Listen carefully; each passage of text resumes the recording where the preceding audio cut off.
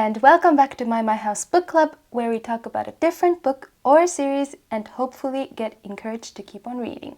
My name is Maya, and my mission is to fill in the gaps in my reading, meaning I'll be mostly reading classics, but also some lesser-known books too, and reviewing them, analyzing them, and I hope you will take part in the conversation. By the way, this is our new puppy Daisy. She will be introducing the cover of our book today. Can you guess it? Well, it's pretty obvious. Let's talk about the Count of Monte Cristo and its incredibly analyzable main character. As usual, I will first introduce the book and the reading experience without spoilers, and then we will go into more detail. Bye, Daisy!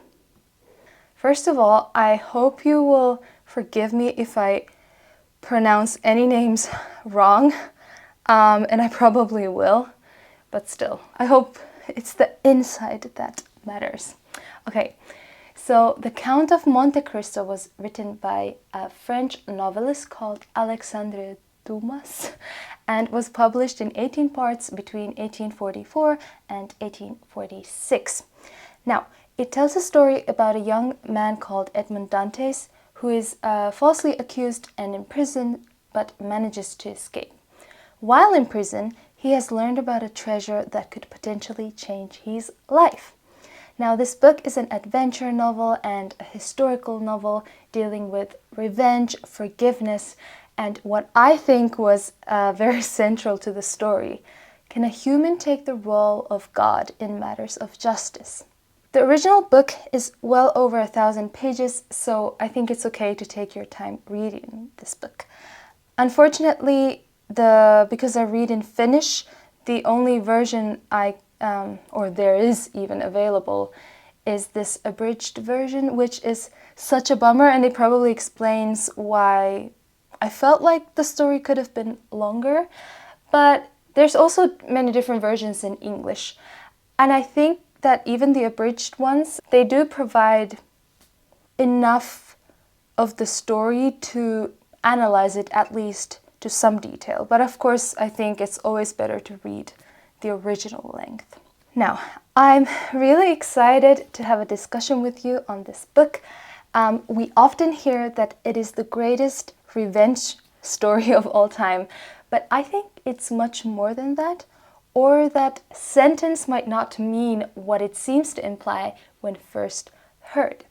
This book is full of cliffhangers and mysteriousness, not to mention the way the characters talk is quite clever and enjoyable.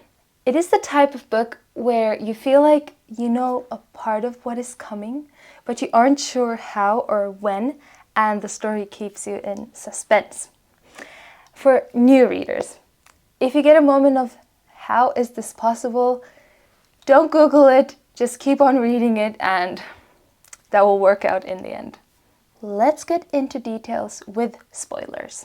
So this book was such a network of people that slowly expanded, and the one connecting them was Edmond Dantes. Now, this is where I want to start. How an honest, good-hearted person who treats even the unlikable well is turned into a person tormented by his bitterness and believes that God has given him the right and power to punish and hold his wrongdoers accountable. Now, the difference between Edmond Dantes and Monte Cristo, they're the same person, but the difference feels so big. I really had a hard time having these two names as one person. So after Edmund is imprisoned, he is named number 34, no longer Edmond Dantes. Therefore, we witness the moment he loses his old self. And of course, without this change, there would be no story. So as we know, while in prison, Edmund makes an important friend, almost a father figure, and his name was, I hope I'm saying it right, but Abbe Faria. And he helps Edmund understand who is responsible for his imprisonment and also shares the location of a hidden treasure. After Faria dies and Edmund escapes, he ends up finding the treasure that has suddenly made him one of the richest men we know. I keep thinking, What did the treasure mean for him? Even though money can change people, it didn't seem like Edmund was very attached to the money itself, but instead it seems like he saw it as a mean to become a godlike person, being above everything and everyone, holding the power to control their destiny. I personally think that he saw this treasure as God's way of granting him this power. The interesting thing is, though, when Satan takes him to the highest mountain to tempt him, referencing a story from the Bible, and they talk about providence, Edmund says he does not believe in it. So at first the treasure is just an accident for him, or just a way life provided a way for him to revenge his enemies. But the Satan convinces him that providence does exist, meaning God does exist, and is telling Edmund that God allows him to revenge, or give justice. Revenge disguised as justice. This becomes quite clear as we read on, and this is what he tells Mercedes, who he loved as Edmund Dantes, when she asks for him to spare her son for the sins of his father. But I, betrayed, sacrificed, buried, have risen from my tomb, by the grace of God, to punish that man. He sends me for that purpose, and here I am. Now, I'm not saying that justice shouldn't happen, but it is clear by the end of the book that even Monte Cristo himself understands that it was false of him to think that he could manipulate providence. Bonus thought. I wonder how knowledgeable Dumas was of the Bible, but I thought it would be pretty interesting if he knew that the Satan is the father of lies according to Bible, and if he used this as to make a point that Monte Cristo was believing a lie this whole time. I think that would be pretty clever. So as I was reading, I had this thought in my mind that Monte Cristo is going to be the one who kills all his enemies, but instead it almost seems like he's the one allowing revenge to happen just by pulling some strings. Now, I didn't want him to kill anyone, but some endings felt somehow unsatisfying. For example, how things ended with Danglars. I thought he carried the most fault for Edmund's imprisonment, and it doesn't really have anything to do with Monte Cristo forgiving him. It just bothered me that I felt like Danglars never understood the weight of his wrongdoings, unlike the other enemies of Monte Cristo. But that could just talk to his character. He was the kind of person who never wanted to take the real blame and tried to run away from his mistakes. Maybe this is why his ending in the book was to be forgiven, because we as readers could have never felt that justice was served because of his incapability to see his own faults. Compared to Danglars, Fernando's ending was marked with complete heartbreak, and if you are like me and felt it, it was a bit difficult to feel satisfied with his ending. I think story-wise it was very good though. I'm just saying that I personally felt just quite heartbroken for him. So the sentence, greatest revenge story of all time, that I heard before reading this book made me think that he would be revenged in such a great way that there would be no space left for sympathy. And this is why I think the sentence is much deeper than what it first sounds like. The revenge is more realistic. To mention Villafort's character, another enemy of Monte Cristo, I actually liked how he was brought to life on the pages. I don't mean I liked him as a person, I mean it was interesting to build him in my mind, because he was proud but fearful, a man who did his job properly unless threatened himself, a man who in the face of open accusation takes the blame without running away from it. In the end though, I'm not sure who Monte Cristo's actual enemy was. Was it the people? Maybe. But as he goes back to Chateau d'If.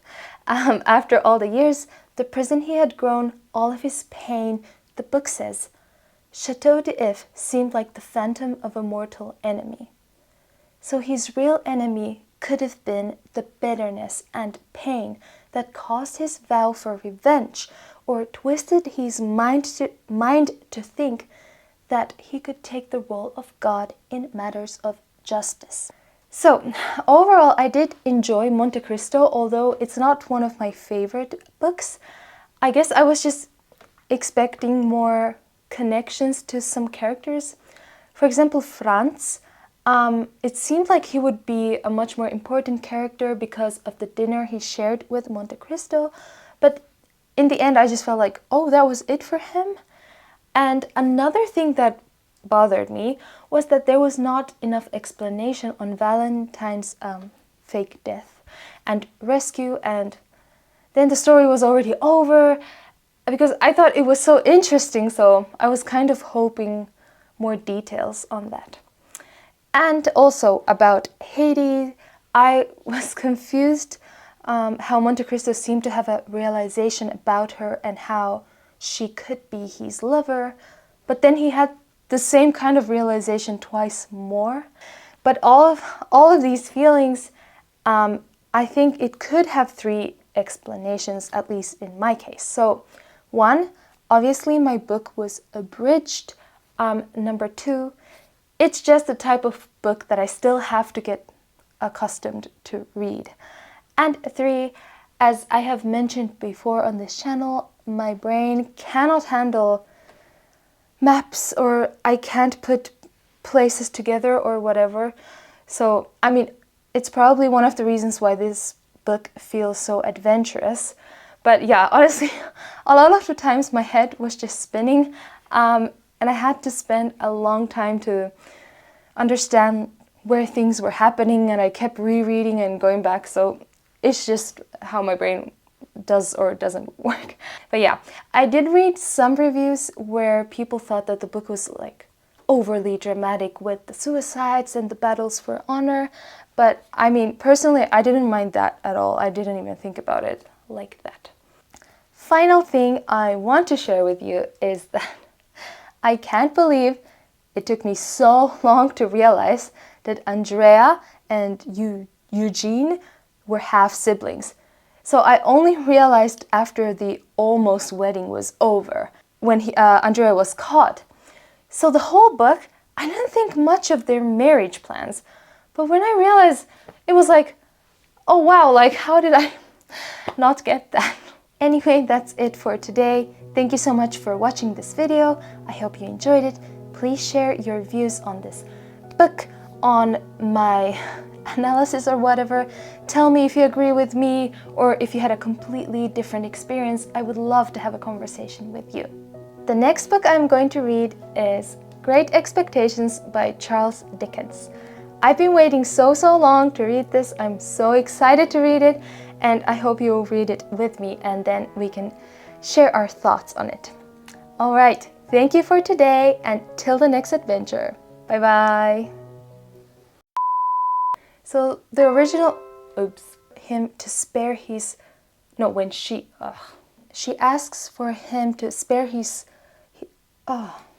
English, he, she's just hard. Her, okay, no. Okay, anyway.